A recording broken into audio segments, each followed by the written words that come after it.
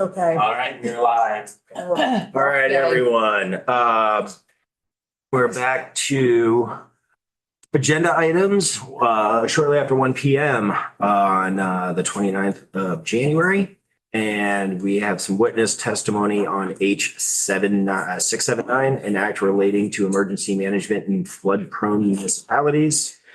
And we have a couple of folks from Northeast Kingdom and a government relations director to speak with us today. So I'm just going to go down the list top to bottom with testimony, if that's okay with everyone, and open things up with Teresa Perrin. You're on mute, ma'am. I'm sorry. You're muted.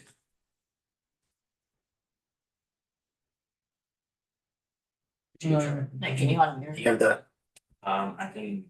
Got it? Yes. got it. Now we can hear you. Perfect. Okay, thank you, sorry. Well, first I want to thank the House Committee on Government Operations and Military Affairs for allowing me to share this testimony. My name is Teresa Perrin. I am with the town of Glover. I'm the town administrator. And I just want to give a little background. I was born and raised on a farm in Glover with 8 sisters and 4 brothers. We were taught very strict work ethics. And when we get together, we often share fond memories of our farm life. And sometimes they're not always fond, but mostly they are.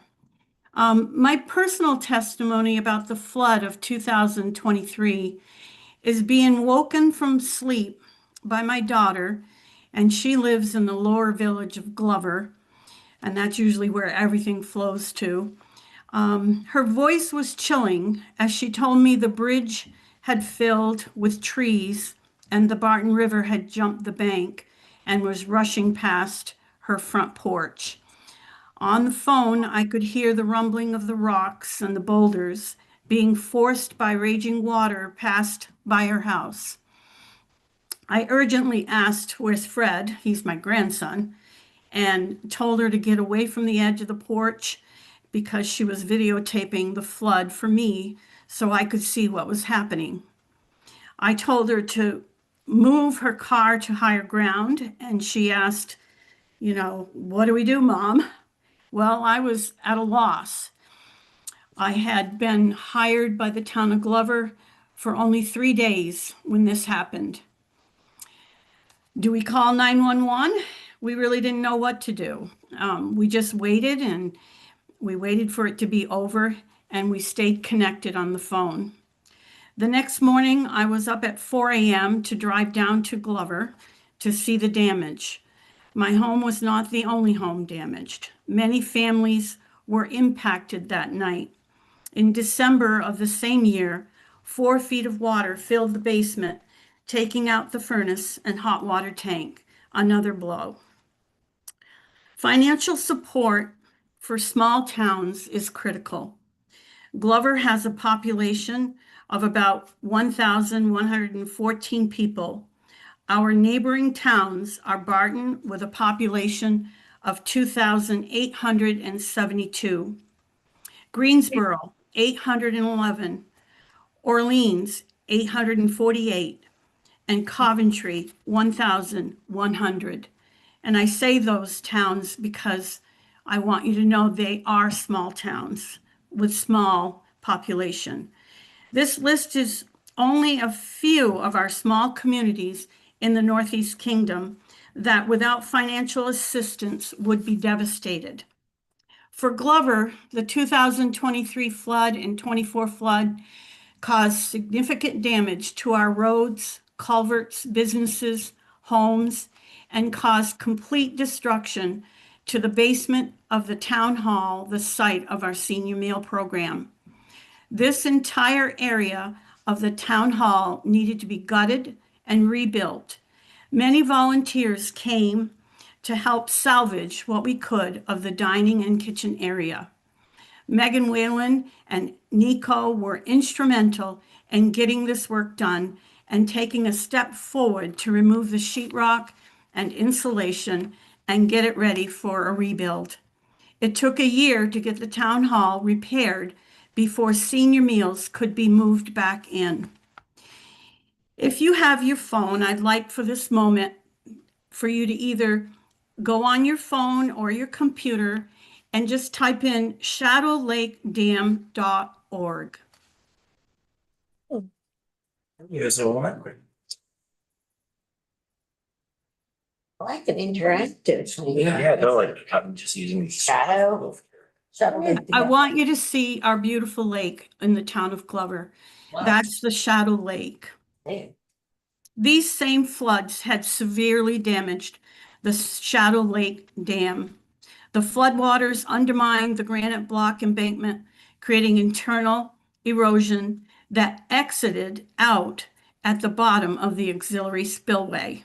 This flow of water and debris created stability issues with the dam, and a 5 by 5 foot sinkhole was the result. If you scroll down, you'll see that sinkhole. It has since been temporarily repaired. The regular inspection of the dam, I'm going to give you a little history, was conducted on June 28th, 2023. On July 18th, 2023, Dam Safety Program performed a rapid inspection to assess the flood damage. On July 19th, 2024, Stephen Hanna, Andrew Sampsell of the Dam Safety Program again inspected Shadow Lake Dam. The dam was downgraded to unsatisfactory. On July 26, 2024, Ben Green, Vermont Dam Safety Engineer, performed another inspection and made recommendations. September 7th, 2024, the Dam Safety Program engineers performed a site visit. They examined deficiencies, collected data, measured stop log operations. They discussed with the select board, town administrator, road crew, and the maintenance what the next steps would be. Ben Green recommended we contact DuBois & King for further investigation. On August 8th, 2024, DuBois & King engineers visited to obtain observations, photos, and measurements of the sinkhole at Shadow Lake Dam and oversee the temporary repair. This was an emergency repair due to the predicted heavy rain the following weekend. There was no access road to get heavy equipment and materials on the site. The town road crew built a new access road, a small bridge to the embankment was built to cross the auxiliary spillway to get materials to the sinkhole. We were advised to hire an engineer. We hired Weston and Sampson Engineering Incorporated from Reading, Massachusetts. Their proposal was to 1, review the existing information, 2, dam observations, 3, wetland delineation, 4, survey and base plan, 5, field explorations including borings of the dam embankment and collect information about the foundation and soils. 6, hydrologic and hydraulic analysis. 7, engineering analysis. 8, alternative analysis and conceptual. And by the way, that's where we're at now. We're on number 8 with that company. And 9 will be the final report, which we are waiting for. And that report will tell us what analysis is best for that dam. Our small community has come together and we've raised $26,148.27 for the Shadow Lake Dam project. Every gift was from the hearts of the community that had come together to save the dam and the town. A dam breach would be catastrophic. The dam repairs are predicted to be over $1 million. Financial support, again, financial support for small towns is critical. This is only one town's story. There are many, many more. It is vital to support Vermont, Northeast Kingdom small towns that are flood impacted with state level financing assistance. The buyout program could be a great option for families, but the paperwork is daunting for them. I had that experience with several families this year. And especially so soon after a flood, they're traumatized and you hand them lots of paperwork. There needs to be a state program to provide people to work with individual families where they can help with this kind of daunting task. When voting on this bill, remember, financial support for small towns is critical. Please visit our websites, shadowlakedam.org, and also the website townofglover.com/lake will have all the documentation that is mentioned in this testimony. Thank you for allowing me to share our small town story. No, thank you very much. That was really moving block of testimony with what the community's gone through. I knew there was an issue there and it was very present, but the scale of it, I didn't realize until now. So thank you for this. Well, thank you for the opportunity. I really appreciate it. As much as I can reach out and reach people, it's so important that other people know. Yeah, this committee's been working on this subject matter for years very attentively now. So we're seeing this conversation as just a necessary continuation of that work. So we appreciate your time and frankness with us. Do we have any questions for Teresa? No. Do you mind just staying with us in case something comes up further in testimony? I would love to stay with you. I was hoping I could. Okay. Oh, no, for sure. Yes. Yes, you are. Hear the others speak. More than welcome. Yes. But no, this is very detailed and I really appreciate the link that you provided us to. We'll use that as a resource as we talk about this further. Hi, Megan. How are you? Hi, you all. I'm good. I'm nervous. Being able to speak in front of this committee is a huge opportunity. And similarly to Teresa, I feel like an ambassador for the kingdom. And I've been doing flood work for 3 years, like covered in mud, kind of 3 years. And it's been wild. And so when I get the opportunity to speak, I really appreciate it. And I also feel the pressure of bringing everybody from the kingdom with me into the room. It makes me really emotional, but I'm really thankful to be here. And I'm thankful to GovOps for working on this legislation and thankful to Teddy for the invitation to come and speak. Should I start? That wasn't my intro. I have something real. That was a great intro to your intro though. Okay. So no, you're amongst friends. So just speak freely. All right, I will. So hi, I'm Megan Wayland. I did not get you all my testimony ahead of time, but I will send it because I'm going to be sharing my screen a bunch.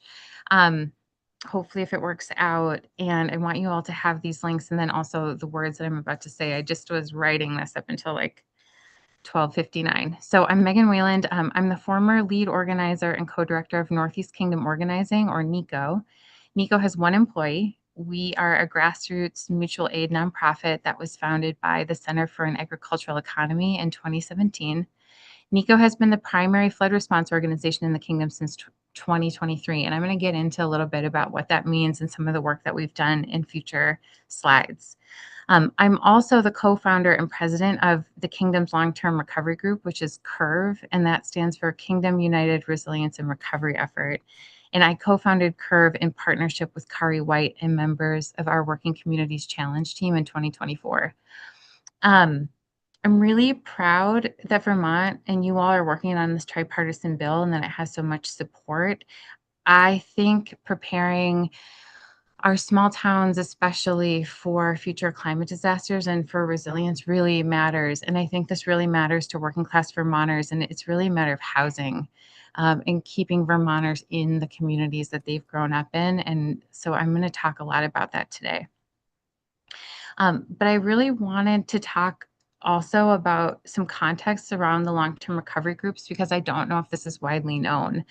But the FEMA voluntary agency liaisons approached grassroots organizers like me across the state and asked us to establish these groups after the 2023 flood. And now there are 11 in the state, and they do really important work. The role of a long-term recovery group is to rebuild people after the response phase of a disaster. So response typically lasts about 3 months. And that's like the mucking, the gutting, the mold remediation that keeps a house, the cancer of mold, from spreading in a home. And then recovery is the rebuild phase, and that can last for up to 10 years. And I'm talking about individual assistance in homes now rather than public assistance and everything Teresa deals with on a daily basis, although the worlds do merge when it comes to the buyout program. But just as an example, so the former disaster relief fund, this is just an example of like how long recovery can take. But the director of the disaster relief fund, which is now housed within VCF, told me that the last house impacted by Irene was built months before the 2023 flood. So that's like a 12-year trajectory. And after a disaster, the vast majority of people can rebuild on their own using a combination of FEMA awards, and the average FEMA award is about $5,000. SBA loans that are low interest loans offered by FEMA, other higher interest loans from banks, and a lot of people really lean into their savings and retirement funds in order to rebuild. So 10% of people, though, will need the help of a long-term recovery group in order to recover. And in the kingdom, FEMA estimates that number is actually closer to 20% because of the compounding effects of poverty and isolation in the kingdom. So I'm going to share my screen to talk a little bit about the impact that this legislation could have on housing, and especially the governor's housing goals. Oh, I can't actually share my screen. Is there someone who can enable that for me? Yes. He's nodding. Yes. Great. Is that Nick? It Yes. is Nick. Thanks, Nick. Jane Gordon, I think she should be. You should give it a shot. You should be good to go. Okay, cool. Let me see here. Okay, I'm going to share my entire screen and see if that doesn't do that weird effect. Okay, can you all see this presentation, or is it too small? No, what we have right now is, I believe, your Zoom screen. We did see a brief. We one. did see it, yeah, a second ago. So I Yeah. think you're just on the wrong tab. I think I'm just going to have to share tabs. I have to toggle between a few different things. And so, That's fine. Take your time. okay, here we go. There we go. So I want to talk about the impact of Vermont-based solutions and local mutual aid organizations, kind of speaking to this issue of having like a Vermont FEMA ready to go, a Vermont-based buyout plan ready to go, supporting on the ground efforts and small municipalities throughout the state, and like the impact that that can have, like where a little bit of funding can go a very, very, very long way. So NECO mucked and gutted 430 homes in well, let me present this so it's a little bigger. So NECO mucked and gutted 430 Thank you homes. so much. I Yeah, have terrible that's probably eyes. a lot. I know, No and this- idea what you just did. Thank you. It's tiny. Yeah. Okay. So over the course of the 3 floods, the kingdom was impacted all 3 years on July 10th, 2023, 2024, 2025. As you all know, NECO mucked and gutted 430 homes in 31 towns with the help of 450 volunteers. We have so far through CURV rebuilt 60 homes.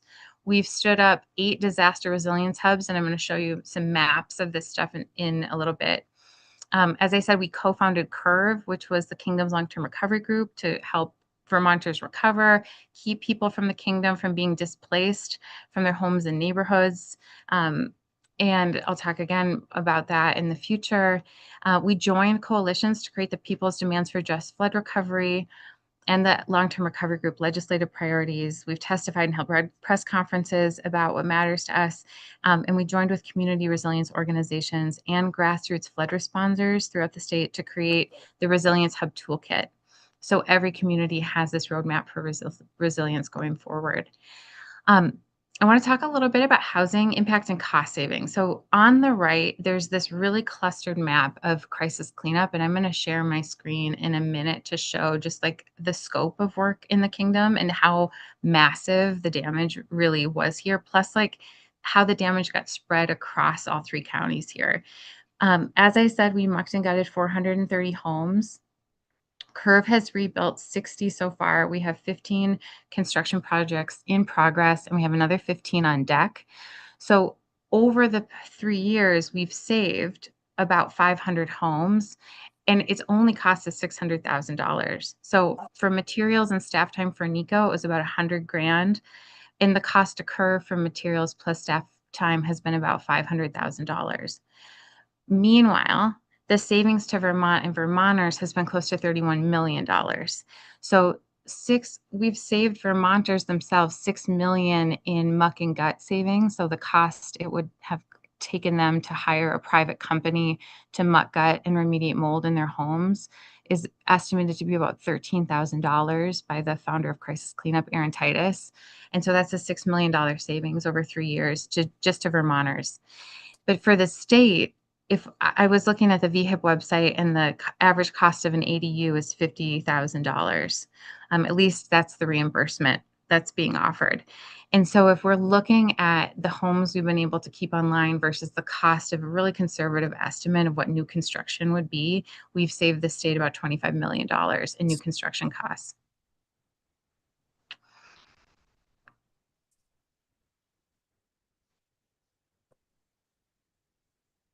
And let me see if are you all still in this presentation? You are. I just want to show you crisis cleanup to show you the scope of.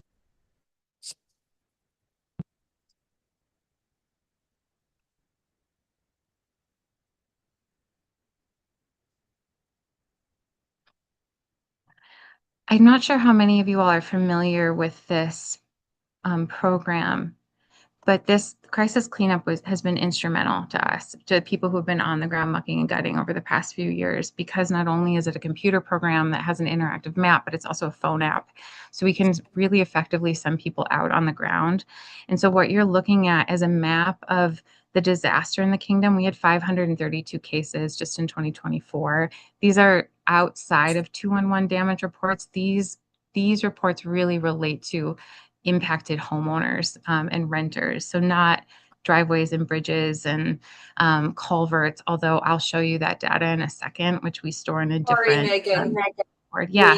We can't see your map. Okay. Yeah, I think you just, when you toggle that to the other screen, we're back to our Zoom screen with you and the other guests right now. Okay. Thanks for letting me know. Yeah. There we go. Okay, so this is like an overview where we have 532 cases, but I'm just going to zoom in on the impact and you'll start to see these icons pop up. This is what St. Johnsbury looked like. This is Memorial Drive. This is Red Village Road, which was completely decimated. This is Lindenville.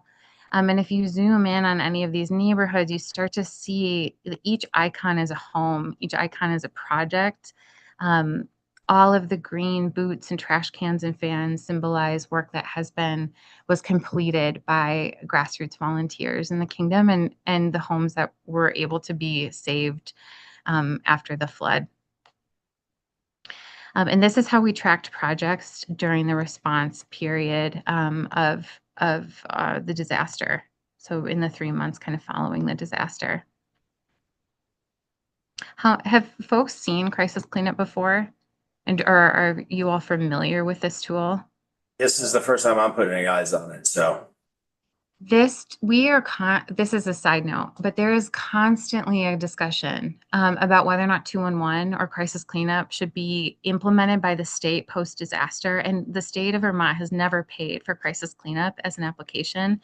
It is far and away the best place to gather data and to communicate data because of the interactive map. It is far more effective in helping people recover than the current 211 system. And so I just want to advocate that if the state of Vermont could invest in this tool. So Aaron Titus, who's the founder, turned it on for me in 2025 so I could still use it, just for the kingdom personally. But all long-term recovery groups, all of the people like me throughout the state, like love and need this tool. And so it really shouldn't be. It would be more effective for the state to codify this and put this into the law and to fund the use of this program and to find ways to integrate it with 211 because of its effectiveness. We wouldn't have been able to do the work we do without this. And like I said, it's also a phone app. And so people can go door to door and assess damage, and manage projects in real time on their phones. So I really wanted to take the time to show this to you. So thanks for indulging that. And just to give you a sense of how much work there has been.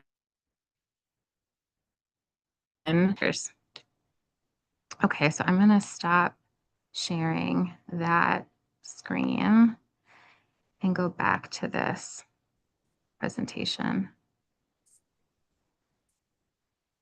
Okay, are you all still with me? Yes. Great.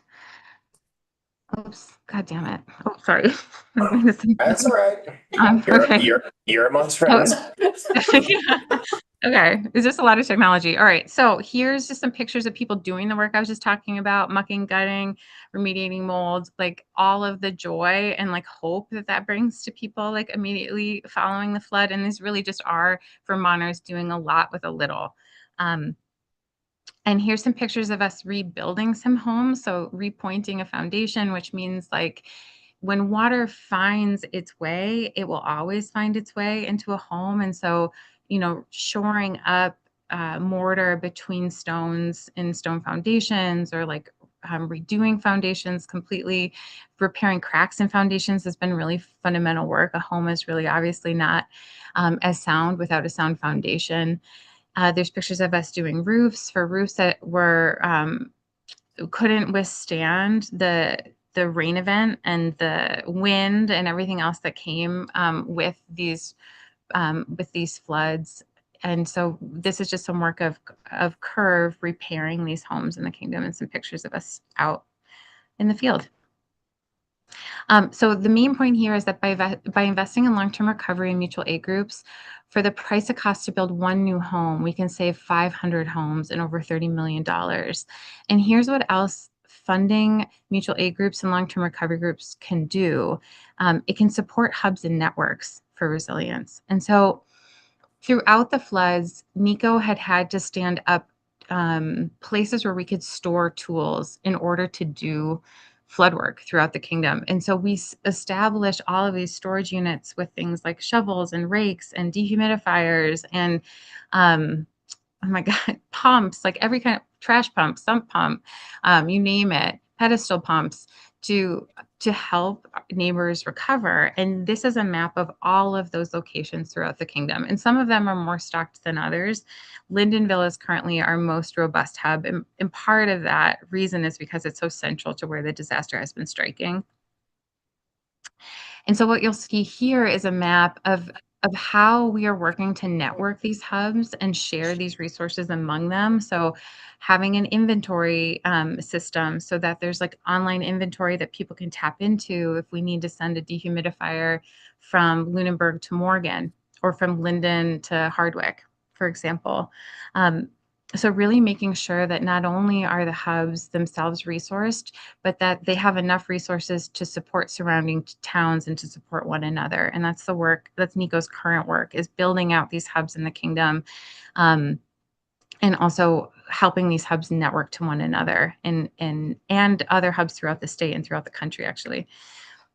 This is a list of everything that's in those hubs and how people would access them, the number of who to contact and kind of what's in them, just a basic inventory. And we have sent this out to every municipality in the kingdom.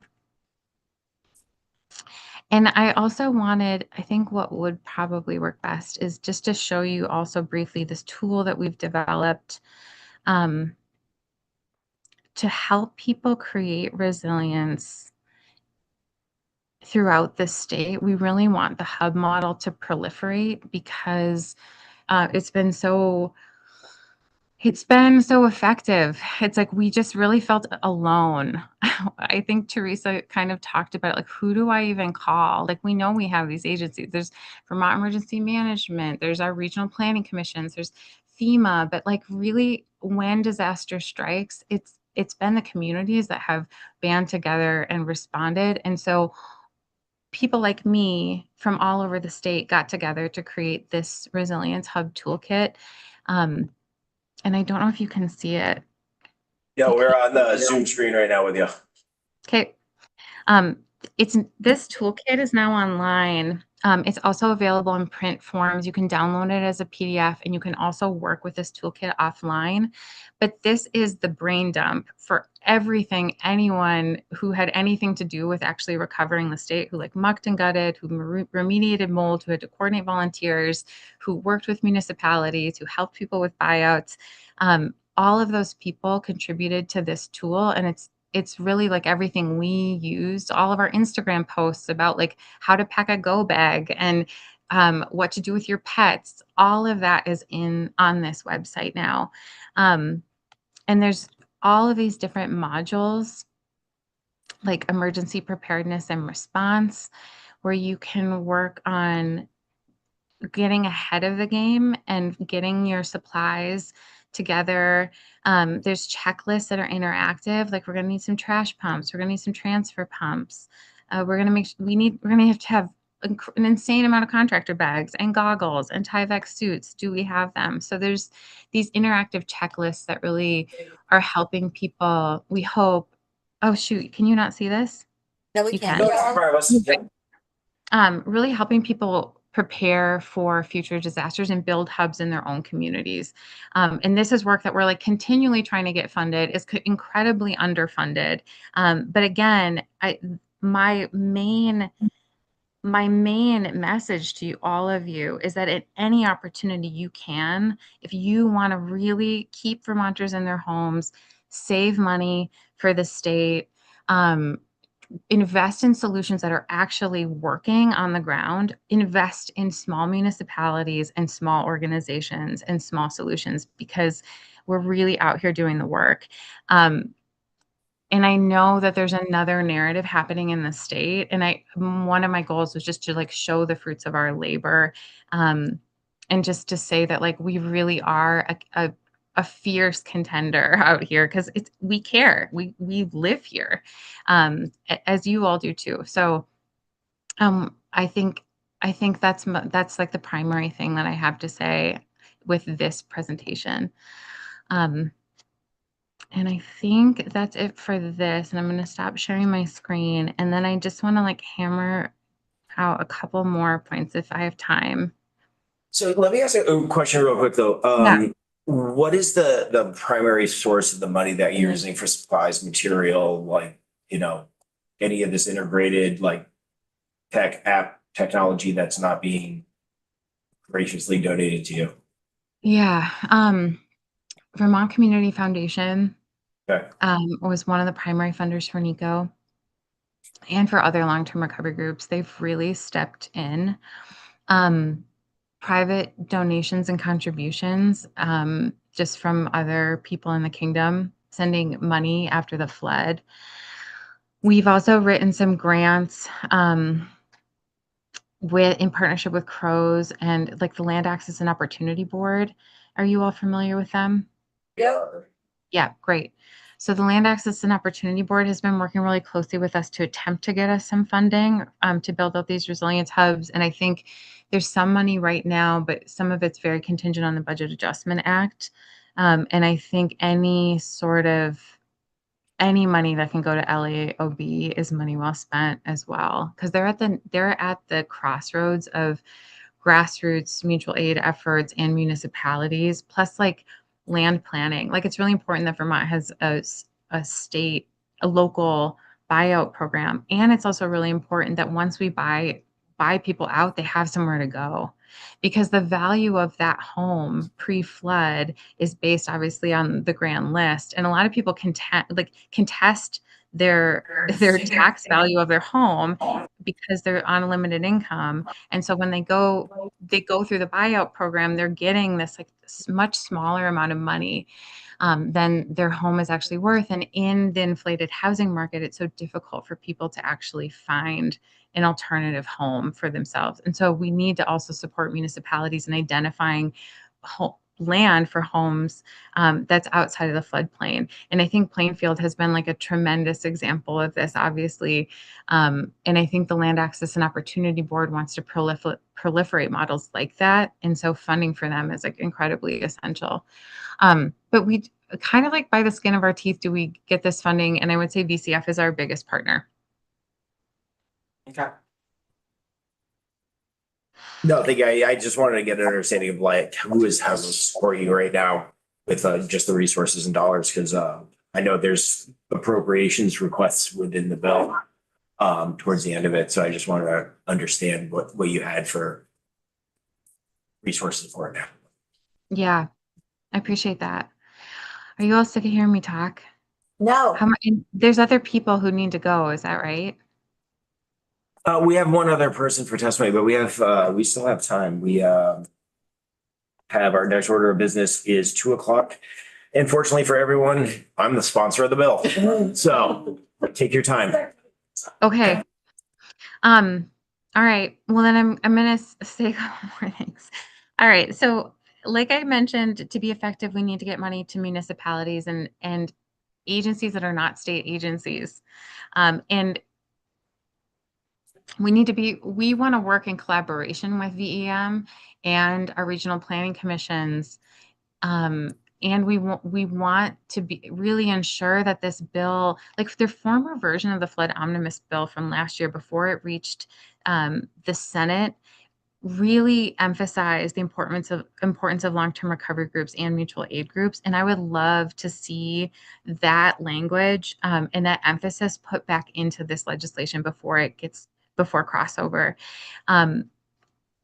And I think both pointing towards like former versions of this bill, but then also the People's Demands for Just Flood Recovery. The People's Demands for Just Flood Recovery, which will be linked in my testimony if you want to access it, was also written by people who were on the ground responding and was signed on by like 60 different organizations throughout the state. And it has broad-based grassroots support. And it could really serve as a template for just some guidelines for like, does our current legislation match what the people who are doing this work need it to do? And if you want to answer that question, that's the place that I would look. And then what else is I going to say? Okay, the thing about state agencies is so interesting because like here we have a long-term recovery group in the kingdom. There's 11 throughout the state. The state decides to invest in Drum, stands up an entirely different long-term recovery group, and it just came under immense scrutiny for its use of contractors, which bled that organization of like millions of dollars. There's an article in Grist by Tick Root about this dilemma. And I think that's something to just keep in mind about like the way like FEMA has been operating with contractors, and then also like not wanting that to continue to happen in this state. And if we can channel money to people who are on the ground who can make a lot of use of this money, that again is just money well spent. I wanted to emphasize what Teresa was saying about this $5 million allocation in this bill that could come to the kingdom. And I really want to advocate for that. And the way I want to show you that is by sharing my screen and showing you like some of our other data. And this is a project. We use Monday.com as a project tracker for all of our construction projects and all of our survivor data. And I just want to show you the numbers of bridges, culverts, driveways, river erosions that are on this list to just to emphasize like what Teresa was saying, that the work that impacts these small towns. I mean, what falls on the municipalities to try to cover is a huge financial burden. And I don't even have a full scope of what that all is. Teresa has a much better understanding. Um, but this is, oh, I don't want to show you people's names. I just want to show you cases, like the numbers of cases. So we have 9, just in the kingdom from 2024, we have 9 bridges. We have, so I'll check it. This Clean Water Act signifies a partnership we're trying to strike with Northwoods around like river mitigation projects. But this is like these 9 homes are people who would really be at risk of getting flooded catastrophically again because of like the way the river has moved or obstructions in the river. And so this is a Clean Water Act program that we're trying to get people enrolled in. This is the number of just driveways. And, I know a driveway is not in the realm of public assistance, but it is in the realm of individual assistance, and it's not covered by anyone. FEMA doesn't cover it. Long-term recovery groups don't cover it. And oftentimes homeowners can't bear the brunt of this expense. So these are all of our driveway cases that are out of our scope. Cases in FEMA appeal. So I just wanted to give you kind of a snapshot of like some of the other things people are facing and why $5 million to the kingdom for if the FEMA disaster declaration doesn't go through is so important. And I'm going to stop sharing that screen. And I think that's it for me, actually. I'm going to just stop there. I think I've said plenty. And thank you. Yeah, no, of course. No, that was a lot of necessary information for us to understand the scale and the scope of what you've endured, and also how you've created a system without a lot of direct resources from the states. It's very impressive. And if you could share those presentations with the committee for us at some point, like just email them to our committee assistant so we could put them on our page and use them as a resource later when we continue work on that, would be really appreciated, because I would absolutely love to. And when the state comes in here and sits down and it's in front of you and tells you that they've got this covered, just remember everything that I showed you today and the work that we've done on the ground, like really it deserves to be invested in and like not undone. It's just so much more efficient. So thank you very much. heard. Yes, thank you. Mhm. And on cue. How you doing, Ann? Hi there. Thank you so much for the opportunity to testify. And I am really humbled to follow these 2 powerful local testimonials. It to me really underscores the great work that is underway and poised to continue in Vermont. So those were not part of my prepared comments. I'll launch into those now. My name's Ann Brody, and on behalf of American Flood Coalition Action, I want to thank this committee for the opportunity to express our support for this bill that will have, or rather direct various agencies to help communities like the ones you just heard from recover from past flooding, while also strengthening resilience for future storms.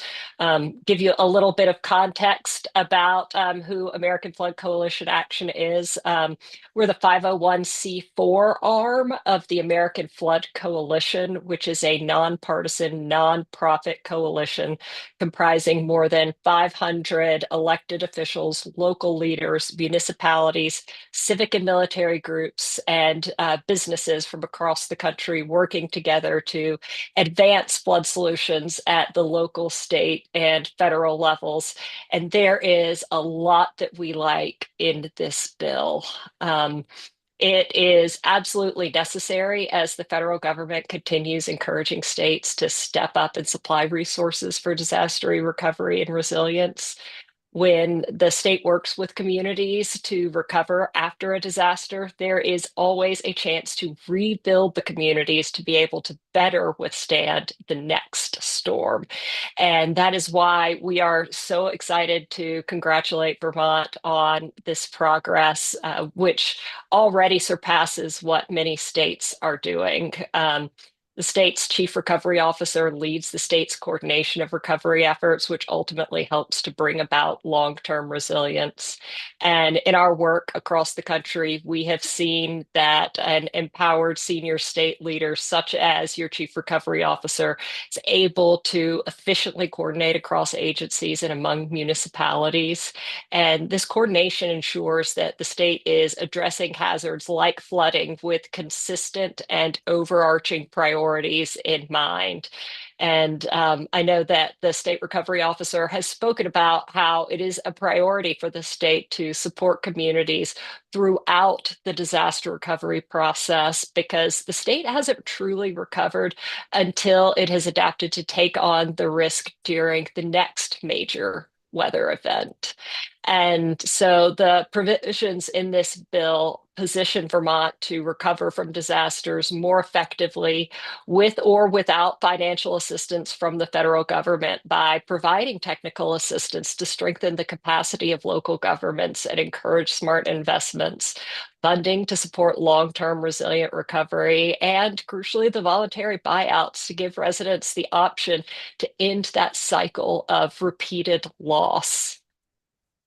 The technical and financial assistance that this bill would provide would be instrumental in reducing the burden on local communities, which often lack the capacity to scope out projects, identify funding, and apply to grants all on their own. It is a tremendous undertaking, particularly for smaller or less resourced communities. And so to that end, some of the funding pieces like VEM's technical grant assistance proposed to this bill will help to reduce obstacles for these communities as they take efforts to recover from major flood events and reduce future risk to flooding, as well as the proposed technical assistance and additional funding opportunities through VTrans, which will go even further to lift the burden on communities while making them stronger for the future.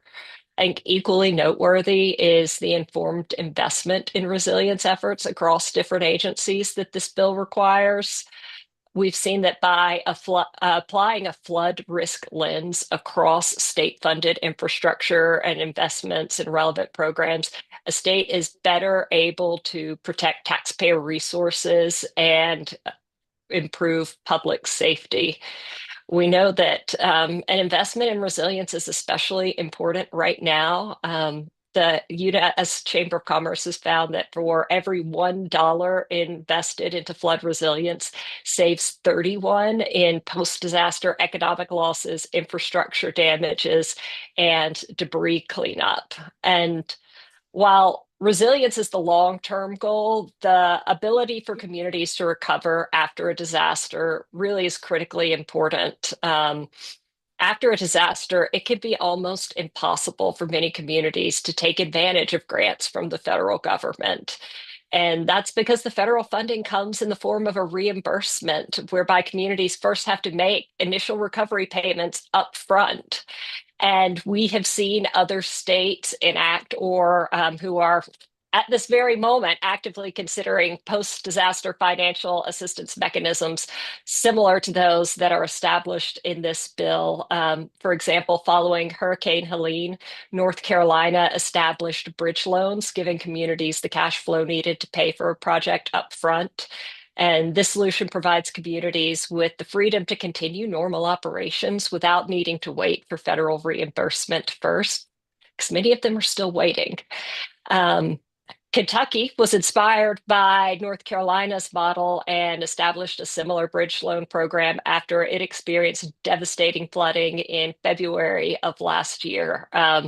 However, Kentucky's eligibility for the loan was tied specifically to the February floods. And so when the state experienced another flood event in April, the initial bridge loan program did not apply to affected communities.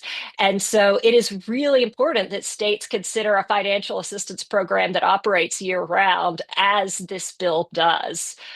We know that bridge loans are impactful, but they operate under the expectation that the federal government will provide recovery funding. And as federal funding becomes less of a given, it's really important that states think about how best to provide these funds to protect the safety and well-being of their constituents. Another noteworthy aspect of this bill is the establishment of a consistent voluntary buyout program that would help homeowners leave risky locations without perpetuating the cycle of property ownership in those risky locations. This program would allow the state to expand on what it's already done with buyouts that were specifically addressing the 23 and 24 floods, and then build upon that success. With the standing buyout program, the state ensures that residents have access to resources that allow them to relocate out of harm's way. And we have seen successful buyout programs like this across the country from states as diverse and different as New Jersey and South Carolina. And the most impactful programs are funded with state and federal dollars, but allow communities and individuals to decide the methods that make the most sense for them. And Vermont's positioned to set up a buyout program that reflects these best practices that we've seen, encouraging communities to apply to the program on behalf of interested homeowners. Importantly, this bill also considers the roles that state agencies beyond emergency management have to play in protecting the state from flood hazards. Specifically, it includes new responsibilities for VTrans to rebuild and protect infrastructure assets. Resilient transportation protects communities, improves access to critical services, reduces cascading impacts of transportation failure, and supports statewide economic stability. Sturdy transportation infrastructure reduces recovery time, allowing first responders to provide medical attention and access to food, water, and fuel after disaster events. And with the necessities taken care of, communities can begin to clean up, care for neighbors, and rebuild more quickly. The extended provisions of the Municipal Mitigation Assistance Program will enable communities to recover faster by focusing on improvements to emergency access routes for all hazard events. And since different agencies bring a range of expertise related to building resilience to flood events, the state's approach to spreading responsibilities across agencies really is impressive. The Agency of Natural Resources will have a crucial role to play in reducing flood risk by altering rivers and in clearing debris from surface water. And we have seen in states across the country how debris often stays in waterways long after disasters, clogging them up and causing cascading issues unless there's an entity responsible for cleanup. And work like this across agencies ensures that the state will meet the needs of its constituents after floods and in preparation for future weather events. I know we are close on time, and so I will wrap up. This bill encourages smart disaster recovery investments that will ultimately help to build long-term resilience in Vermont. It is about protecting Vermonters and ensuring that they have the resources to rebuild after flood events while supporting stronger infrastructure, safer communities that will prevent further rebuilding in years to come. And with that, thank you so much for your time and for your consideration of this bill. I'd be happy to take questions if the committee has any. Yeah, no, thank you. And what I'll do right now is I'll open up the table for questions for all of our guests here. So if you have anything for them. Like I said, this is a continuation of work for us. It's like every year it's sort of, we're treating this policy like almost like a living document. And we definitely understand the need. And this is the first point of contact with relevant stakeholders within the bill itself right now. So we plan on doing notable work on this in the coming weeks before crossover. And doing our best to get you the resources that we can. Keep doing the work is definitely the goal. So, any questions from the table? before we shift gears to the next order of business? No. Thank you so much. And if anything pops up during the continued testimony on this, when we're bringing in people from other aspects of government and or other communities, and you're watching things and you have questions or comment or feedback, please don't feel shy. You very much have an open door with this committee. Thank you very much. Thank welcome. you. And if we at AFC and AFCA can help connect the committee with folks in other states who are administering the buyout programs that we've cited, or some of the other financial programs, if that would be useful to the committee, we'd be happy to facilitate those conversations. I appreciate that more than you know. All right, thank you very much. And that gets us briskly to the next order of business. Mr. Devlin, how are you?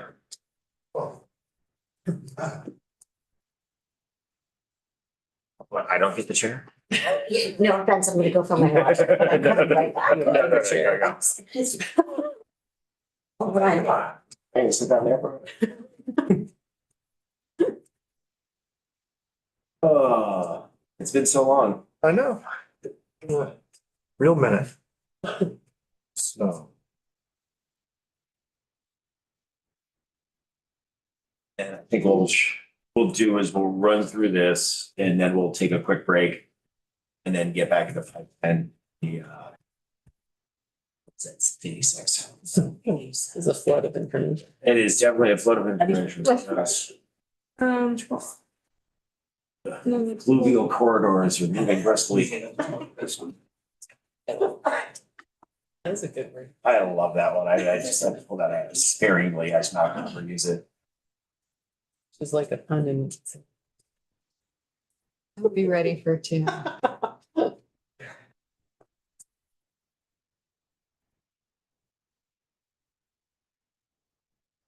Yes.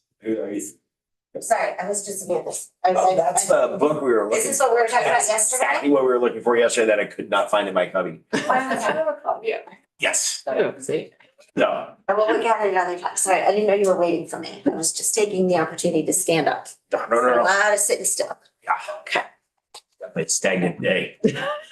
For the body, not the mind. Great. That's a very factual statement. The day someone was.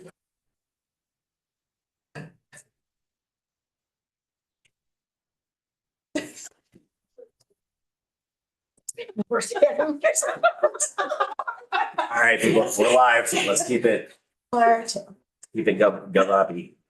We are. Unfortunately. Council, how are you?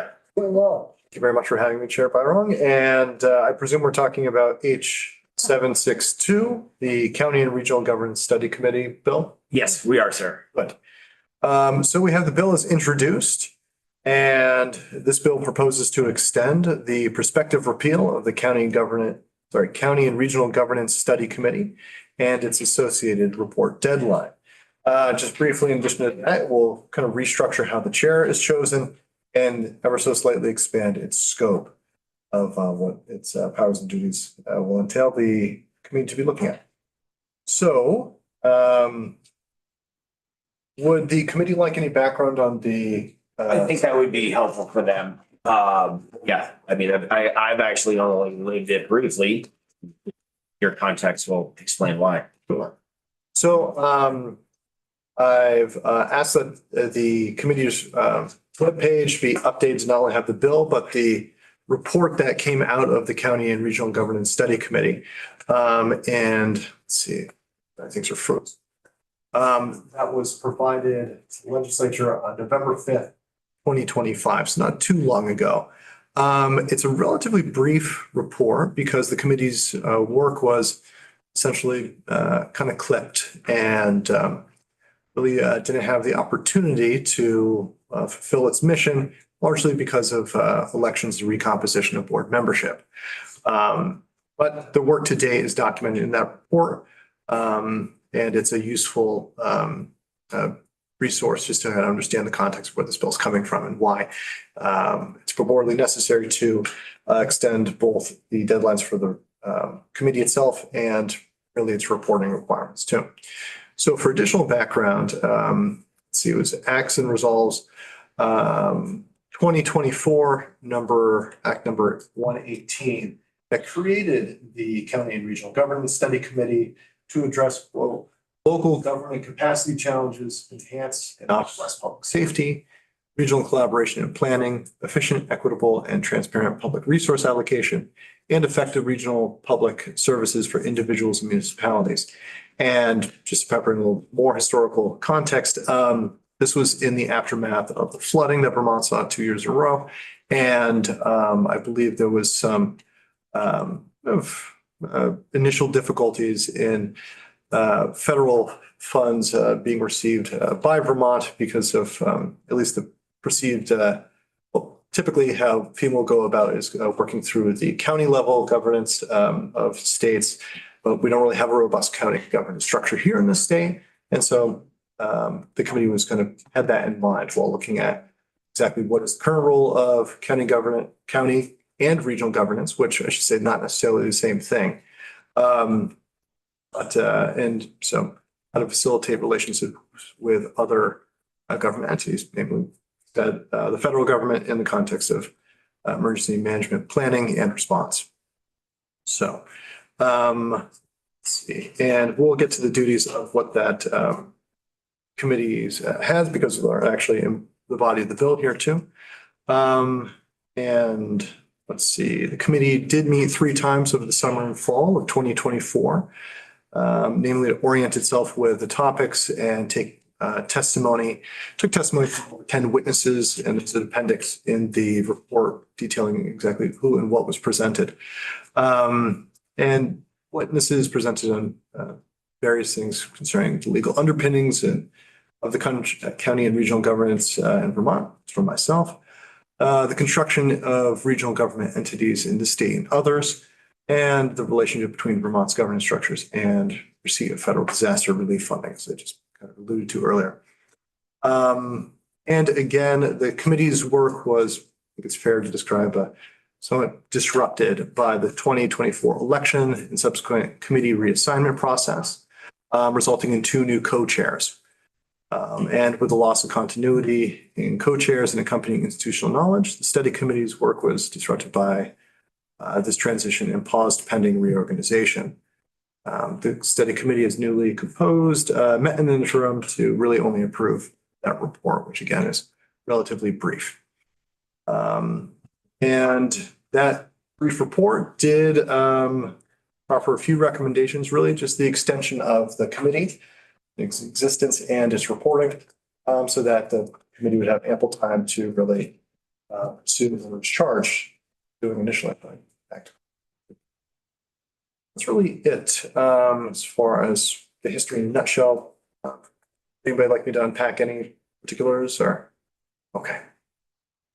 So turning to the bill itself, it will, let's see, so Section 1, 2024 Acts and Resolves, Act number 118, Section 1 is amended to read, and here we have basically all the enabling authority for the committee, as well as enumeration of its powers and duties, as well as the reporting information. Some of it has been kind of omitted just because we're not really changing it. So whenever you see those kind of 3 stars in a row, just know that there are other parts of the bill that certainly in its original form existed, but are just not being amended by this.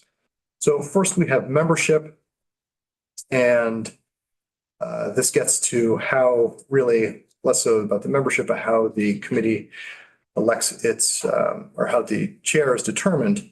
So first, the committee shall elect its chair from among its members.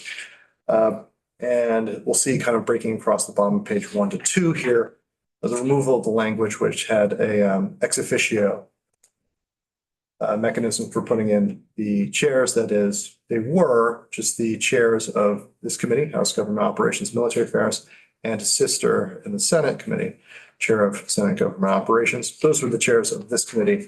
And so that will be removed, and instead of two co-chairs, we'll just have one chair now to be elected from the members of the committee overall. Any questions there? Okay, now we'll go down to halfway through page 2 to the powers and I duties. guess like, it's not really, not a question, but more of a construction sort of statement on that with it's doing it this way is a more traditional format, more common format for these than the previous language, if I recall, or I'm speaking correctly to that. That's a fair characterization. Consistency.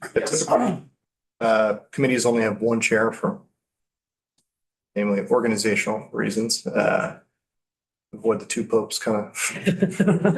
So, yeah, it's just the adjustment to that, the proposed, on the more traditional. So powers and duties are being amended simply to add one additional item. So the committee shall study and make recommendations to the General Assembly on how to improve the structure and organization of county and regional government, including, skipping bunch to be included, new subdivision J, the agency of administration's role in responding to all hazards events. And that term, all hazards events, is just what we refer to as disasters of any kind, by and large, including natural disasters. And then we go down further on page 3 to subsection E, report, and we change the report deadline from November 1st, 2025 to December 15th this year, 2026. Okay, and then further down under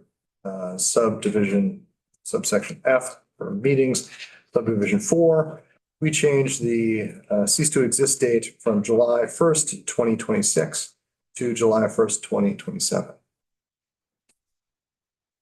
And then this these changes shall take effect upon passage.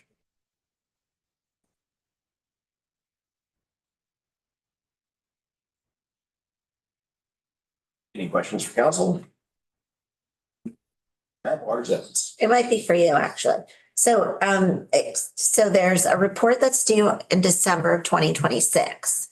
And then the committee ceases to exist July 1st, 2027.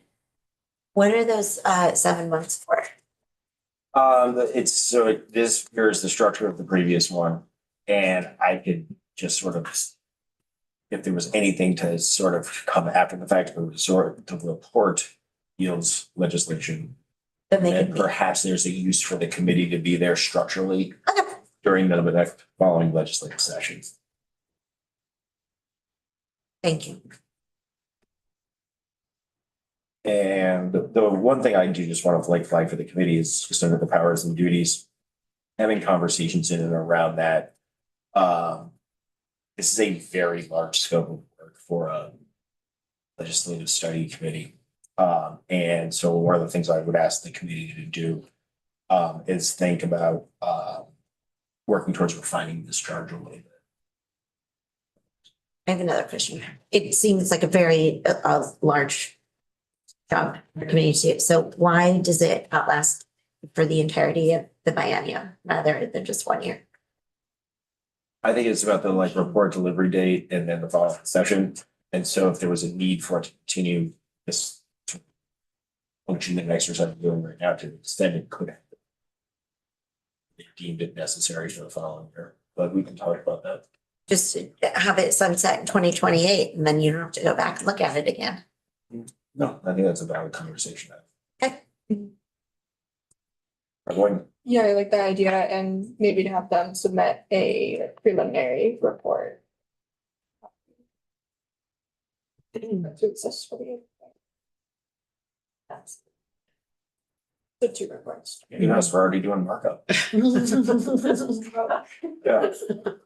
No. And everybody is there's a lot of people, including myself, who want to see this thing continue to get moving. And it did hit a very unfortunate spell with its configuration of members. But refining the scope of the work, is, I think, probably the most direct thing we need to do on this. The first thing we should really noodle on and start talking about. So, and I have some thoughts on it, but that's not what we're doing right now. We're just going through the words on the page of council. No, we want to amend it. No, Let's just just kidding. get out the red pen. Let's do this. Red pen day. All right, any questions for Mr. Devlin? No, thank you, Tim. Yeah, thank you, Tim. See you in a little bit. And so we're right on schedule for that 15-minute break. That was dense, that was a lot. But all useful information. We'll be back at 2:30 to take up the Danville Charter for discussion and vote. And with that, who's next? Take us off. It's the gentleman that wants us to